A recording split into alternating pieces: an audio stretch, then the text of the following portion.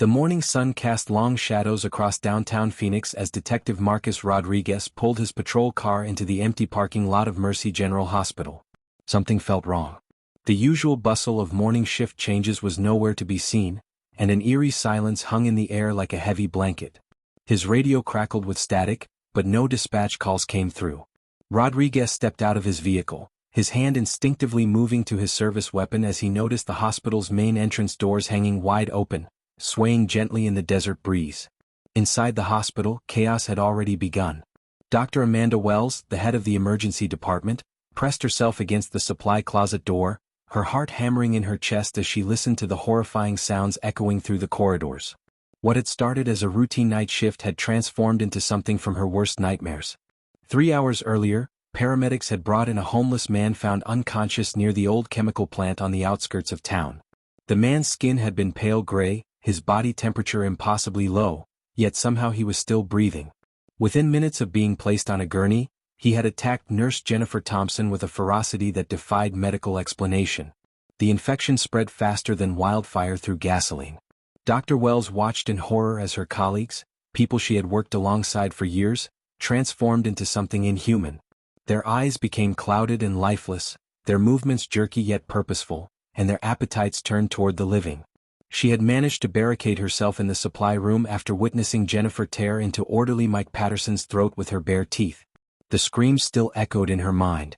Outside, Rodriguez heard the screaming as he approached the hospital entrance. His training kicked in and he drew his weapon, calling for backup on his radio. Static answered him. The detective moved cautiously through the automatic doors, which closed behind him with a mechanical hiss that seemed to seal his fate. The lobby was a scene of devastation. Overturned chairs, shattered glass, and dark stains on the white tile floor painted a picture of violence that made his stomach turn. A security guard's uniform lay torn and bloodied near the information desk, but there was no body to be found.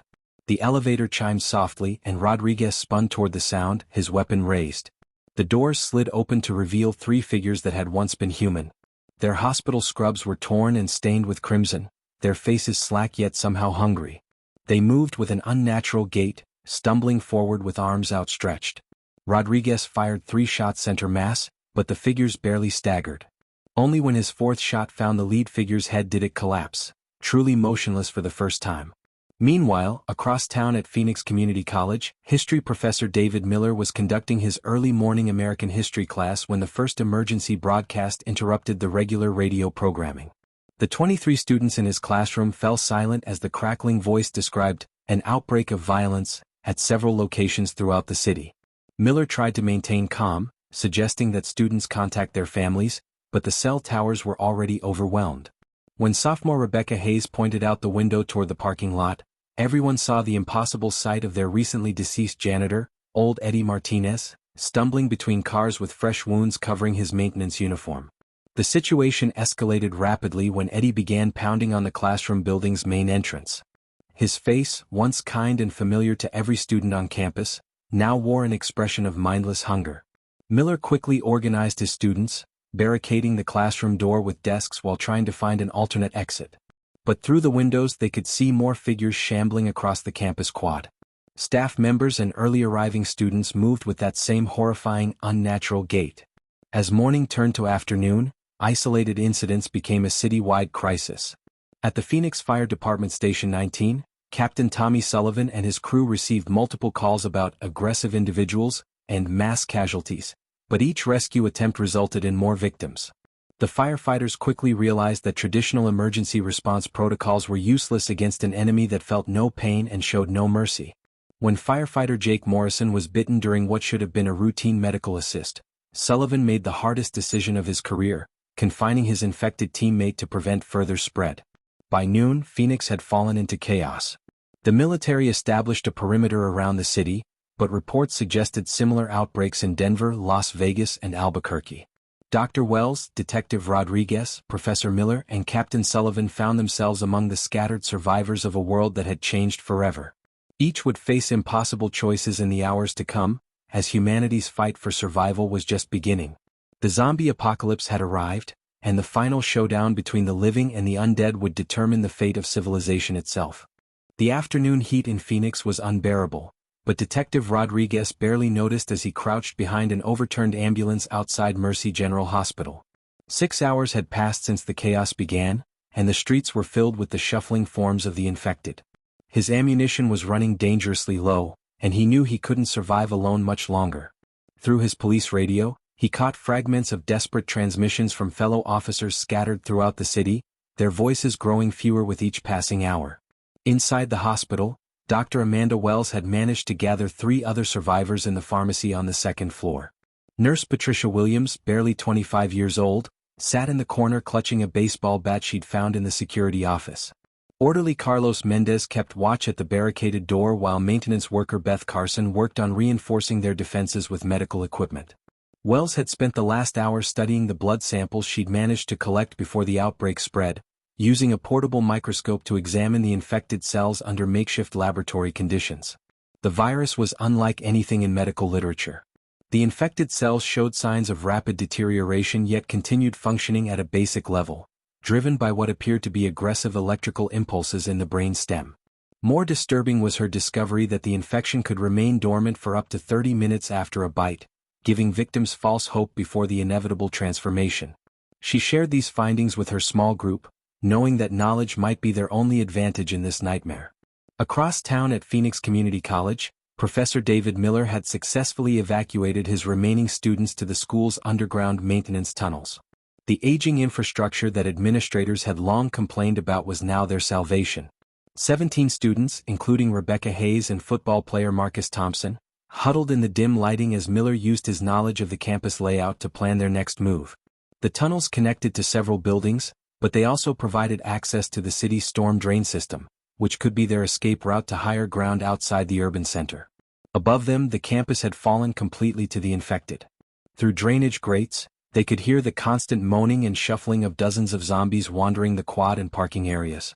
Student Jessica Rodriguez had been in contact with her father, the detective, through text messages before cell service failed completely. Her last message simply read, "Dad, we're underground. Find the storm drains. Love you." Miller knew they had to move soon as their limited food and water wouldn't last another day.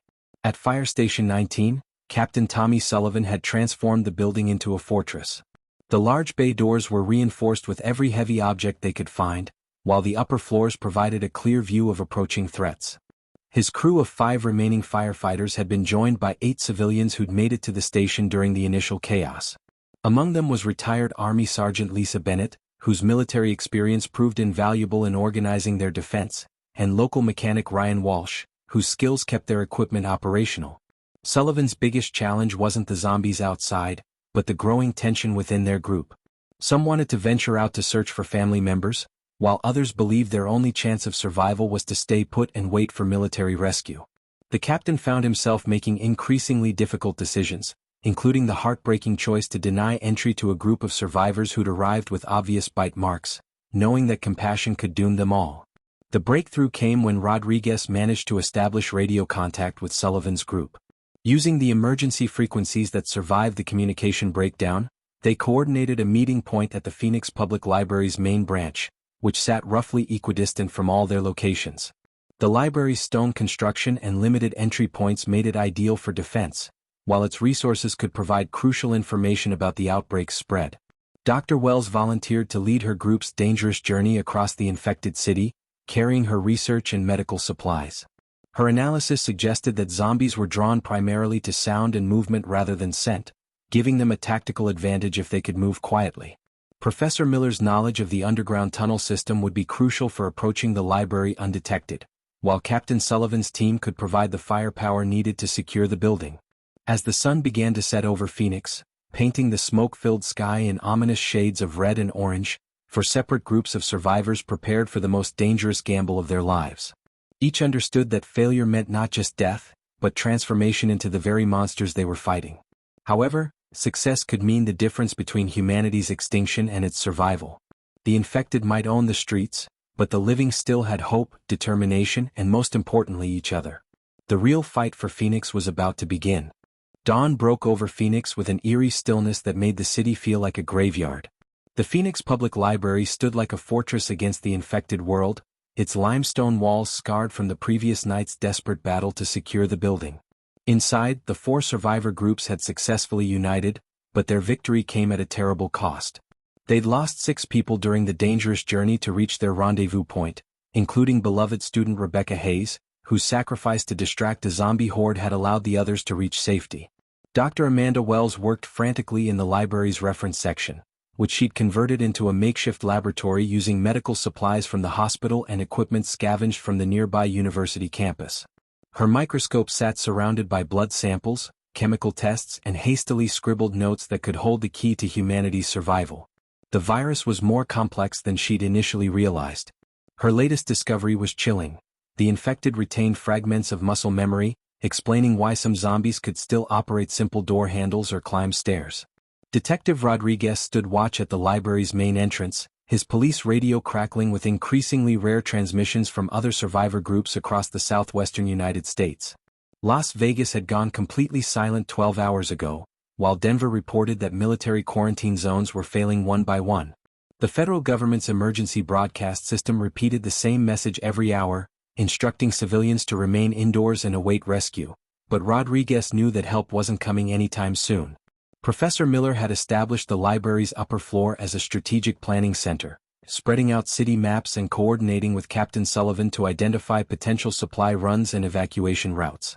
His academic mind proved invaluable in analyzing patterns of zombie movement throughout the city, noting that the infected seemed to gather in larger groups during daylight hours, almost as if they possessed some form of primitive communication or pack behavior. The tension within their group reached a breaking point when a newcomer arrived at their doors.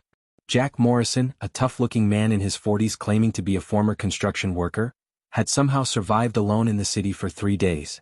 He brought disturbing news of another survivor group holed up in an abandoned grocery store just 2 miles away, led by a woman named Diana Torres who'd been systematically raiding other survivors' supplies and leaving them defenseless against zombie attacks. Captain Sullivan faced the difficult decision of whether to trust Morrison, whose story contained inconsistencies that troubled the experienced firefighter. Sergeant Bennett, whose military training made her naturally suspicious, pointed out that Morrison carried no bite marks yet claimed to have fought through dozens of zombies to reach them. More concerning was his detailed knowledge of their group's movements and the library's defenses, information that should have been impossible for an outsider to obtain.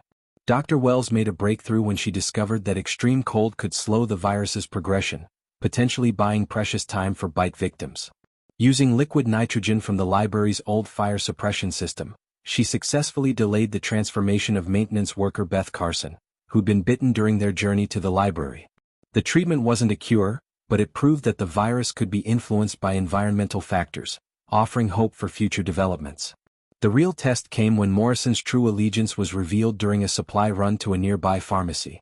He'd been working with Diana Torres's group all along, using a hidden radio to relay their positions and plan movements. The betrayal came to light when student Marcus Thompson spotted Morrison signaling to figures positioned on surrounding rooftops, clearly preparing an ambush to steal their medical supplies and weapons. The confrontation erupted in the pharmacy's parking lot as Torres's raiders attacked with military precision, using noisemakers to attract zombies toward the library group while they attempted to escape with stolen supplies. Rodriguez and Sullivan found themselves fighting a two-front war, defending against both human attackers and the zombie horde drawn by the commotion. Professor Miller's quick thinking saved them when he used his knowledge of the city's emergency warning system to activate air raid sirens across Phoenix, creating such overwhelming noise that zombies scattered in confusion. Morrison met his end not from bullets, but from the very zombies he'd helped attract, as poetic justice played out in the most horrible way imaginable. Torres escaped with half of their medical supplies, but not before Dr. Wells managed to hide her most important research notes and virus samples in a secret location known only to their core group. As they returned to the library battered but wiser, the survivors realized that their greatest enemy might not be the mindless infected, but other humans who'd abandoned all moral boundaries in their desperation to survive. Wells's scientific discoveries offered hope, but they'd learned that trust was now their most precious and dangerous commodity. The zombie apocalypse had revealed the best and worst of humanity, and the line between survivor and predator was becoming increasingly blurred in their new world. 3 days after the betrayal at the pharmacy, the Phoenix Public Library had become a well-fortified stronghold. Captain Sullivan's engineering expertise, combined with Professor Miller's strategic planning, had transformed the building into a defensible position complete with early warning systems and multiple escape routes. However, their supplies were dwindling rapidly, and Dr. Wells's medical research required equipment they could only find by venturing deeper into the infected city. The breakthrough came when student Marcus Thompson, using the library's ham radio equipment, picked up a desperate transmission from Roosevelt Elementary School on the city's east side. Teacher Michelle Adams had barricaded herself and 14 young students in the school's underground cafeteria, but their food was gone and zombies had surrounded the building. Her voice crackled through the static, pleading for help before the transmission cut to silence. Detective Rodriguez felt the weight of leadership as he studied aerial photographs of the school from the library's reference collection. The building sat in a residential area that had become a zombie-infested maze, with narrow streets that could easily become death traps. But the thought of children trapped and starving drove him to propose the most dangerous mission their group had attempted. Dr. Wells supported the rescue, knowing that saving innocent lives was what separated them from raiders like Diana Torres. The rescue team consisted of Rodriguez, Sullivan, Sergeant Bennett, and mechanic Ryan Walsh, while Professor Miller remained behind to coordinate communications and Dr. Wells continued her crucial research. They departed at dawn, using Walsh's modified delivery truck equipped with reinforced panels and quieted engine to navigate the zombie-filled streets. The vehicle's cargo area had been converted into a mobile medical station, anticipating they'd find survivors in poor condition. The journey to Roosevelt Elementary revealed the full extent of Phoenix's transformation. Entire neighborhoods had been abandoned, with zombies wandering aimlessly through yards where children had once played. Some infected still wore the clothes they died in, creating heartbreaking reminders of the lives lost. Sullivan counted at least 200 zombies in their path, forcing them to take a circuitous route that added precious time to their mission. When they reached the school, the situation was worse than anticipated. The building was surrounded by nearly 50 zombies, all drawn by the sounds of the trapped survivors inside.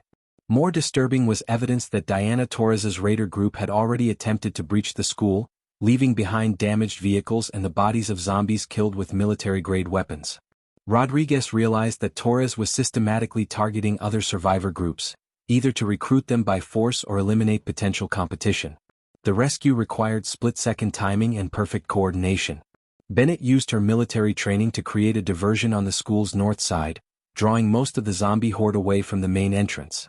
Walsh positioned the truck for a rapid evacuation while Sullivan and Rodriguez fought their way through the remaining infected to reach the cafeteria where the survivors waited.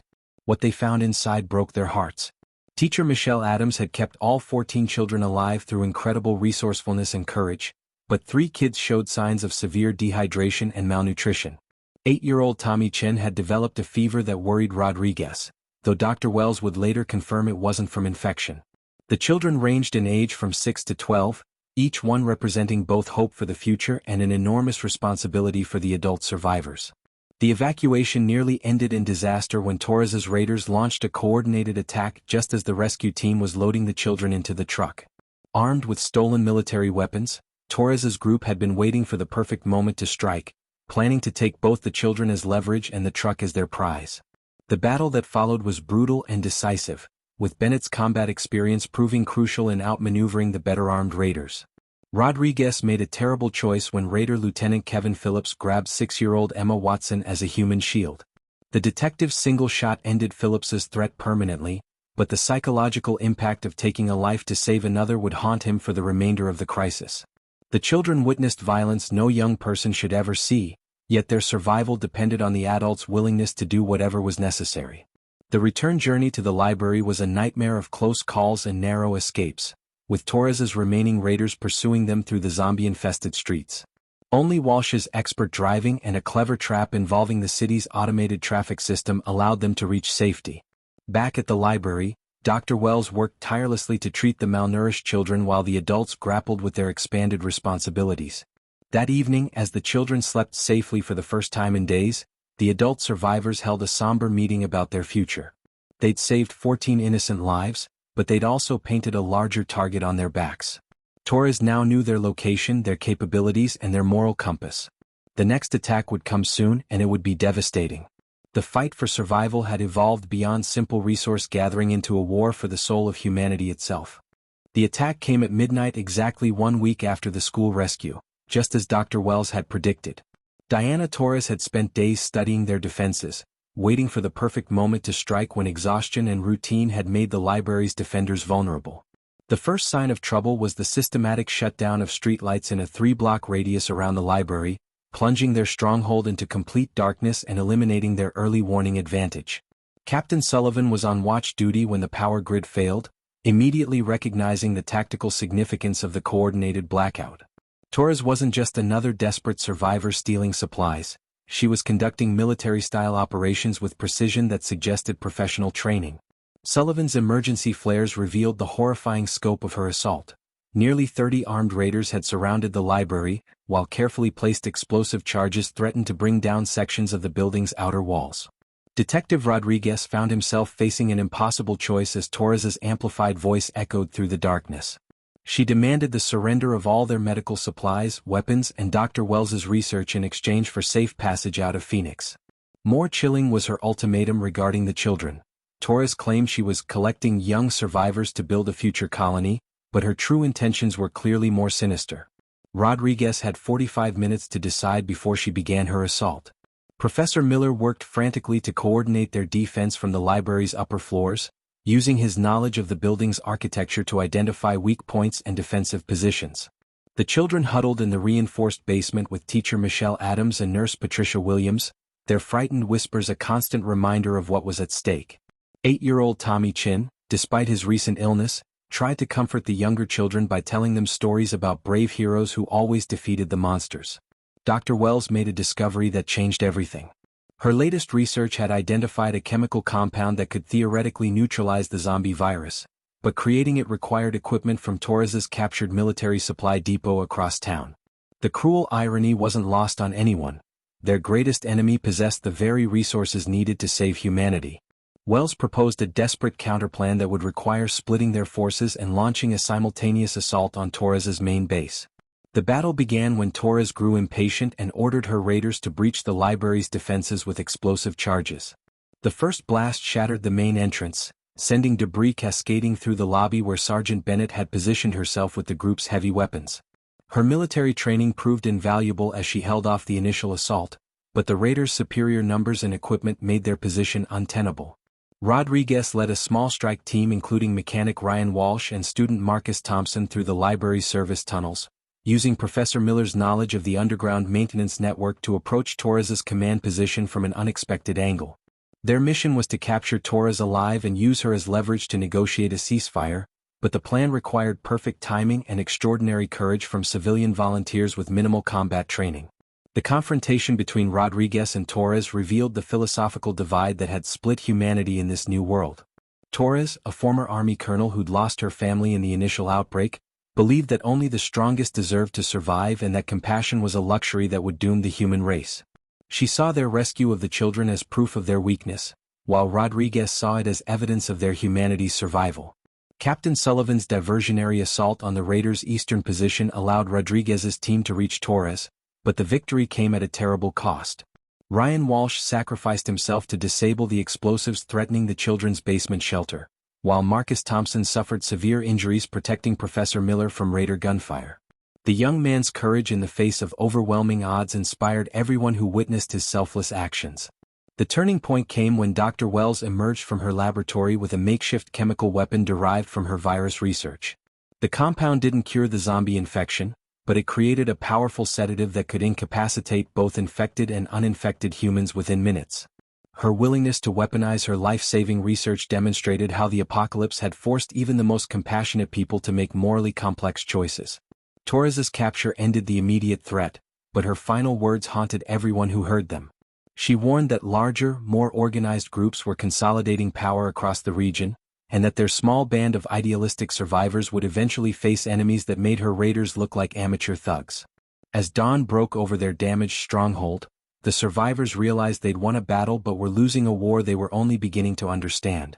The library's defenders had proven that courage and cooperation could triumph over ruthless aggression, but the cost of victory was becoming increasingly difficult to bear. With their defenses compromised and their location known to hostile forces, they faced the hardest decision yet: whether to flee and start over elsewhere, or dig in for the larger conflicts that Torres had warned were coming. The intelligence gathered from Diana Torres's captured communications equipment painted a nightmare scenario that made their previous struggles seem trivial. Dr. Wells stared at the intercepted radio transmissions spread across the library's main table, her hands trembling as she absorbed the scope of what was heading toward Phoenix. A massive horde of over 10,000 zombies was moving steadily eastward from Los Angeles, driven by some unknown force that seemed to coordinate their movement with terrifying efficiency.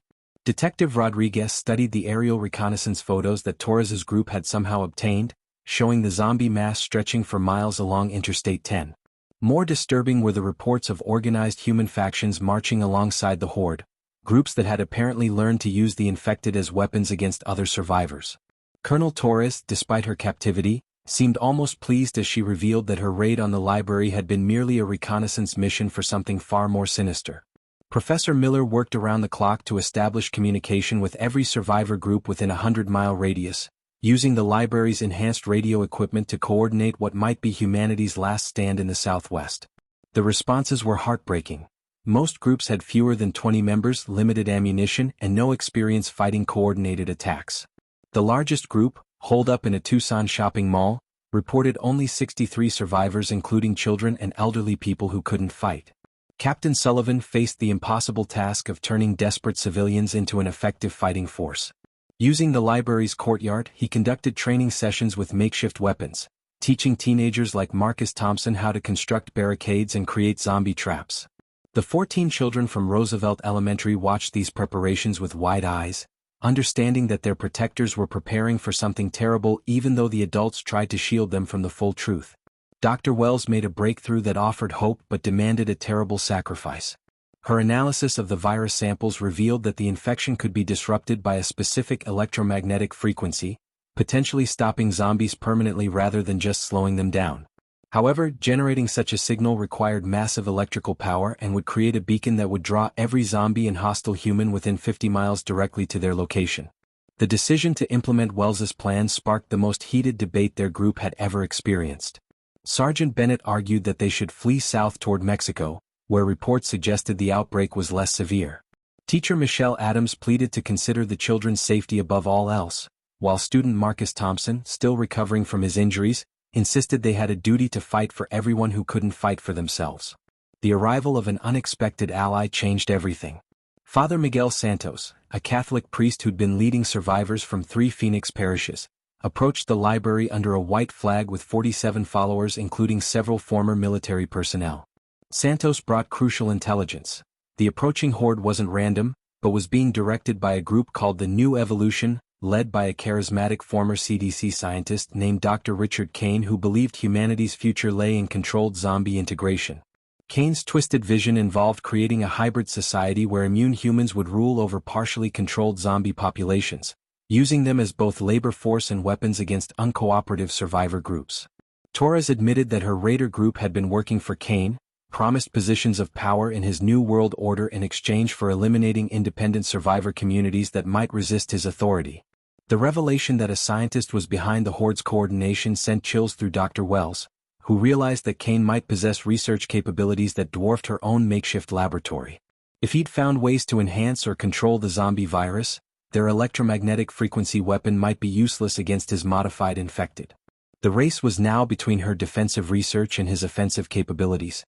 Captain Sullivan organized the combined survivor groups into specialized units. Rodriguez leading reconnaissance and communications, Bennett commanding the fighters, Miller coordinating logistics and intelligence, and Wells developing their scientific countermeasures. Father Santos provided not just additional personnel but crucial morale support, reminding everyone that they were fighting for more than survival, they were fighting for the soul of human civilization. The children became the emotional center of their resistance movement. 8-year-old Tommy Chin, despite his young age, helped organize supply distribution with remarkable efficiency. His innocent questions about why some people chose to be monsters while others chose to be heroes cut straight to the heart of their struggle. Teacher Adams used these conversations to help the children process their trauma while maintaining hope for the future. As the zombie horde approached within 3 days of Phoenix, the combined survivor groups worked feverishly to implement Dr. Wells's electromagnetic plan while preparing conventional defenses as backup. Personal relationships deepened under the pressure.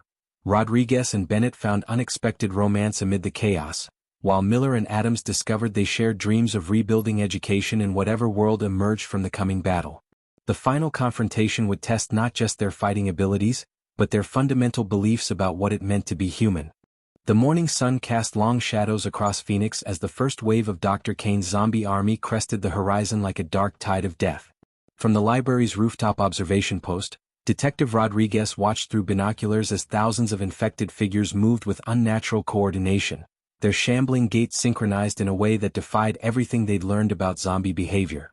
Behind the undead masses, he could see Kane's human followers in military vehicles, using loudspeakers and electronic devices to guide the Horde toward their fortified position. Dr. Wells made final adjustments to her electromagnetic frequency generator, a massive contraption assembled from the library's emergency power system, hospital equipment, and components salvaged from abandoned electronics stores throughout the city. The device hummed with dangerous energy, requiring her to wear protective gear as she calibrated the frequency that her research indicated could disrupt the zombie virus at a cellular level. One miscalculation could either fail completely or electrocute everyone in the building. Captain Sullivan coordinated the defense from the library's main floor, where 47 adult fighters took positions behind reinforced windows and barricaded doorways. Father Santos led prayers among the civilian survivors huddled in the basement, while teacher Michelle Adams kept the 14 children calm with stories and quiet games. 8-year-old Tommy Chin surprised everyone by asking if he could help Professor Miller with the radio communications, his young voice providing hope-filled updates to other survivor groups across the region. The first assault began at noon when Kane's forces used explosive charges to breach the outer perimeter that Sullivan's team had constructed around the library grounds. Hundreds of zombies poured through the gaps, but these weren't the mindless infected they'd fought before. Kane had somehow enhanced them with crude technological implants that made them faster, stronger, and disturbingly focused in their attacks. Sergeant Bennett's military training was pushed to its limits as she directed defensive fire against enemies that seemed to learn from each failed assault. Professor Miller received devastating news over the radio as reports came in from survivor groups across Arizona and New Mexico. Kane's forces had been conducting simultaneous attacks on dozens of communities, using coordinated zombie hordes to overwhelm defenses while his human followers captured supplies and recruits. The Phoenix group wasn't just fighting for their own survival, they were humanity's last major resistance against Kane's vision of a zombie-controlled future. The siege intensified when Kane himself arrived in an armored convoy, using a powerful sound system to address the library's defenders directly. His voice carried the cold certainty of a scientist who'd abandoned all ethical boundaries, explaining how he'd discovered ways to enhance the zombie virus and control infected behavior through electromagnetic implants. He offered the survivors one final chance to surrender and join his evolutionary leap forward, promising leadership positions to those with useful skills while threatening the children with transformation into his compliant zombie servants. Dr. Wells realized with growing horror that Kane's technology was interfering with her frequency generator, his own electromagnetic devices creating feedback that prevented her weapon from reaching full power. The two scientists were engaged in a deadly technological duel, each trying to override the other's equipment while the battle raged around them. Her only hope was to overload her system in a desperate gambit that could either destroy every zombie in Phoenix or kill everyone in the library. The defenders' ammunition began running critically low as wave after wave of enhanced zombies threw themselves against the library's walls. Rodriguez made the heartbreaking decision to implement their final fallback plan, evacuating the children through Professor Miller's tunnel system while the adults made a last stand to buy them escape time. The thought of those innocent lives disappearing into the underground darkness while monsters overran their sanctuary was almost unbearable. Marcus Thompson, despite his previous injuries, volunteered for the most dangerous mission of the siege.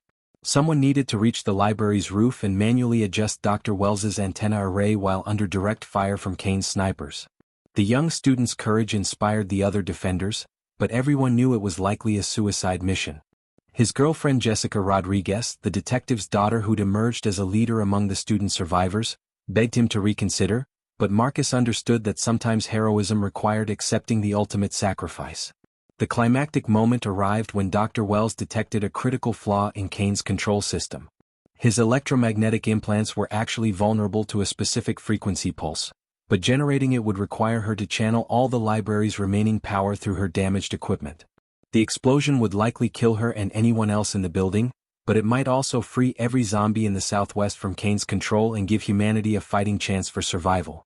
As the library's defenses crumbled and Kane's forces prepared for their final assault, the survivors faced their ultimate test of courage, sacrifice, and determination. The next few minutes would determine whether human compassion could triumph over scientific tyranny, and whether love could overcome the forces of death that threatened to consume their world. The explosion that rocked the Phoenix Public Library at 3:47 p.m. was unlike anything the survivors had ever experienced. Dr. Amanda Wells had made the ultimate sacrifice, overloading her electromagnetic frequency generator in a desperate gambit to destroy Kane's control network. The brilliant flash of light that erupted from the library's upper floors was visible for miles, followed by an electromagnetic pulse that disabled every electronic device within a 10-mile radius. In that moment of blinding chaos, everything changed. Marcus Thompson had reached the roof antenna just as Dr. Wells initiated her final sequence. The young man's courage in adjusting the transmission array under sniper fire proved crucial, directing the pulse toward Kane's command vehicles rather than dispersing it harmlessly into the sky. As the wave of energy swept across the battlefield, thousands of enhanced zombies suddenly stopped their coordinated assault, their technological implants sparking and failing as they reverted to mindless wandering. Detective Rodriguez felt the electromagnetic pulse wash over him like a physical force, temporarily disrupting his radio and watch but leaving him unharmed. More importantly, he watched in amazement as Kane's perfect zombie army began attacking their own human controllers, no longer bound by the scientists' technological leashes. The tables had turned in an instant, with Kane's followers finding themselves overwhelmed by the very monsters they'd thought they could control. Captain Sullivan seized the moment, leading a desperate counterattack against Kane's confused forces while they struggled to understand why their zombie weapons had turned against them. Sergeant Bennett's military expertise proved invaluable as she coordinated precision strikes against the enemy's command structure, using their temporary advantage to eliminate key threats before Kane's people could reorganize. The battle that had seemed hopeless minutes earlier was suddenly winnable. Dr. Kane himself survived the initial pulse, protected by the shielding in his armored command vehicle, but his carefully constructed empire was crumbling around him. Through the chaos, he made one final attempt to reach the library's basement where the children were sheltered, believing that hostages might salvage his defeat. What he didn't anticipate was 8-year-old Tommy Chen's quick thinking, as the boy activated the building's old fire sprinkler system, creating confusion and slowing Kane's advance through the flooded corridors. Professor Miller coordinated the evacuation of wounded survivors while Father Santos led the children through the tunnel system toward prearranged safety points outside the city. The priest's calm leadership proved crucial in those chaotic minutes when victory and disaster balanced on a knife's edge. Teacher Michelle Adams helped carry injured fighters while ensuring no child was left behind, her protective instincts driving her beyond normal human endurance. The final confrontation between Rodriguez and Kane took place in the library's destroyed reference section, surrounded by the burning wreckage of Dr. Wells's laboratory. Kane, revealed as a man driven mad by the loss of his own family, ranted about humanity's need for guided evolution, while swinging a makeshift weapon at the detective. Rodriguez's police training and moral clarity proved superior to Kane's scientific brilliance corrupted by grief and revenge. Kane's defeat came not through violence, but through the very zombies he tried to control.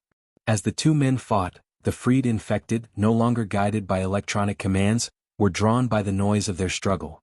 In a moment of poetic justice that would haunt Rodriguez's dreams for years to come, the zombie horde that Kane had enslaved became his final judges, ending his twisted vision of humanity's future in the most fitting way possible.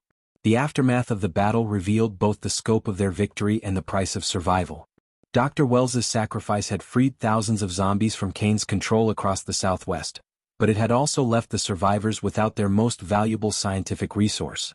Marcus Thompson survived his rooftop mission but bore permanent scars from the electromagnetic exposure. The 14 children from Roosevelt Elementary had witnessed humanity at both its worst and best, experiences that would shape them into the leaders of whatever world emerged from the ashes. As the sun set over Phoenix 3 days later, the surviving groups began the process of rebuilding civilization with hard-won wisdom about the balance between survival and humanity. Rodriguez established new protocols for dealing with both zombie threats and hostile survivor groups, while Captain Sullivan designed community defenses that prioritized protection without sacrificing moral values. Professor Miller documented their experiences, ensuring that future generations would understand both the scientific and human lessons of the zombie apocalypse. The children, especially Tommy Chin, became symbols of hope and resilience, proof that innocence and courage could survive even the darkest circumstances. Teacher Adams established the first post-apocalypse school, while Father Santos provided spiritual guidance for communities learning to trust again.